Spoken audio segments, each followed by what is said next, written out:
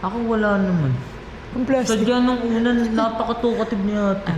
Kasi pagkapasok ko pala sa studio, huy ko pala yan! Ayun lang, hindi ko naman naayawan yun.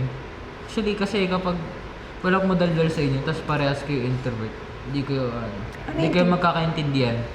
Hindi mo siya, mahihain natin.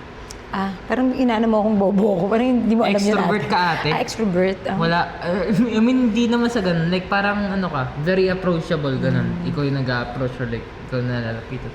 Wala naman akong hindi nagustuhan kay ate. Kasi lahat naman ng okay.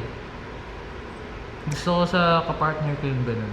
Yung hindi introvert. Kasi ako, hindi ka nang muna, hindi kita papangunahan. Tahimik lang, sa sulok lang siya ganyan. Pero pag close kayo, Dun. kinakausap naman niya. Bahala ka, kahit may ginagawa ka, kausapin kita. Pag close na kayo, ganun naman siya. Pero kapag alam na naramdaman ko na hindi ka okay or like may pinagdadaanan, kapag gusto mo mag-isa, bibigyan kita ng Space. space. Wow. Demanda.